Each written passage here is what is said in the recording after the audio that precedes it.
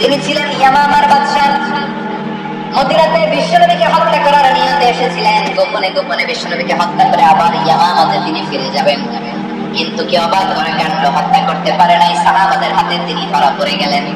সাইয়েদনা সুমামা ইবনে উসাম রাদিয়াল্লাহু তাআলা আনহু হত্যার নিয়তে আসলেন, কিন্তু হত্যা করতে পারলেন না। সাহাবারা ওনাকে ধরে ফেললেন, ধরে মসজিদে নববীর পিলারের মধ্যে বেঁধে রাখলেন। সুমামা ইবনে উসাম সিরাত থেকে শোনাচ্ছি রাদিয়াল্লাহু তাআলা ইয়ামামার অধিপতি ছিলেন। বিশ্বনবীকে হত্যার জন্য আসছেন, ধরা পড়ে গেছেন, এখন মসজিদে নববীতে বেঁধে রাখছে, তার মানে বন্দী। তো এখন স্ট্যাটাস কি? বন্দী, ক্যাপ্টিভ। তো বিশ্বনবী সাল্লাল্লাহু আলাইহি ওয়াসাল্লাম সাহাবাদেরকে বললেন, তার খোঁজ খবর নিও, সুমামা ইবনে উসালের খোঁজ খবর নিও। সাহাবারা বলেন, ইয়া রাসূলুল্লাহ, আপনাকে হত্যা করতে এসেছে, তার তো কঠিন ক্যাপিটাল পানিশমেন্ট হওয়া দরকার, কঠিন শাস্তি হওয়া দরকার। বিশ্বনবী বললেন, না, আমি যেটা জানি তোমরা সেটা জানো না, তোমরা সুমামার সাথে ভালো আচরণ করো। বিশ্বনবী সুমামার কাছে গেলেন। প্রথম দিন যে তিনি কালেমার দাওয়াত দিলেন, ঈমানের দাওয়াত দিলেন, ইসলামের দাওয়াত দিলেন, রিসালাতের দাওয়াত দিলেন, আখিরাতের দাওয়াত দিলেন। পরের দিন যে বিশ্বনবী সালাতের দাওয়াত দিলেন, যাকাতের দাওয়াত দিলেন, ইসলাম কি, কিভাবে, কেমন করে পালন করতে হয় চমৎকার আর্টিকুলেট করতে শুরু করলেন। তন্ময় হয়ে সুমামা ইবনে উসাম রাদিয়াল্লাহু তাআলা বিশ্বনবীর কথাগুলো শুনতে আরম্ভ করলো। একদিন নয়, 2 দিন নয়, টানা 3 দিন বিশ্বনবী সুমামার কাছে ইসলামকে প্রেজেন্ট করেছেন, উপস্থাপন করেছেন। আওয়াজ করে বলেন, কয় দিন? 3 দিন। 3 দিন মসজিদে নববীতে বাঁধা।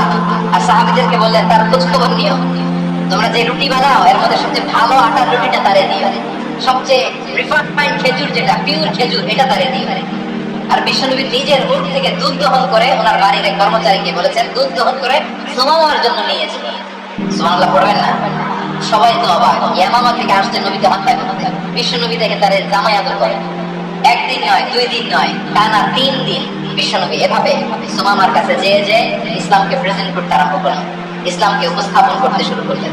আর তাকে চমৎকার এন্টারটেইনমেন্ট, আপ্যায়ন দিতে আরম্ভ করলেন। টানা 3 দিন যখন ইসলামের দ্য বিউটিজ অফ ইসলাম, ইসলামের সুমহান মানে সৌন্দর্য তার কাছে উপস্থাপন শেষ, তাকে আপ্যায়ন শেষ, বিশ্বনবী বললেন সাহাবাদেরকে, যাও এবার সুমামার হাতের পায়ের রশি দুটো খুলে দাও। সাহাবারা তর্ক জোরে দিলেন, লা ইয়া রাসূলুল্লাহ, এটা করবেন না তো, ভয়ঙ্কর ভয়ঙ্কর খুনি, কি জানি কি হয়ে যায়। বিশ্বনবী বললেন, না, তার হাতে পায়ের রশিগুলো খুলে দাও। সাহাবারা বিশ্বনবীর কথা মতো তার হাতে পায়ের রশিগুলো খুলে দিল। সুমামা মুহূর্তের মধ্যে মসজিদে নববী থেকে বের হয়ে ইয়ামামায় ফিরে না যে মসজিদে নববীর পাশে একটা খেজুর বাগান ছিল, সেখানে চলে গেলেন। সেখানে একটা ছোট্ট কুয়া ছিল, কুয়ার পানি দিয়ে তিনি গোসল করলেন। সুবহানাল্লাহ পড়েন। কুয়ার পানি দিয়ে গোসল করে মসজিদে নববীর সামনে এসে বিশ্বনবী এবং সাহাবাদের সামনে দাঁড়িয়ে সাব্বাব ওযু করে বললেন, আশহাদু আল্লা ইলাহা ইল্লাল্লাহ ওয়া আশহাদু আন্না মুহাম্মাদান আবদুহু ওয়া রাসূলুহু। আমি সাক্ষ্য দিচ্ছি আল্লাহ ছাড়া কোনো ইলাহ নাই, আর মুহাম্মদ আল্লাহ তাআলার প্রেরিত বান্দা এবং রাসূল। প্রিয় ভাইরা, ইহসান দিয়ে যা জয় করা যায়, কঠোরতা দিয়ে সেটা কঠিন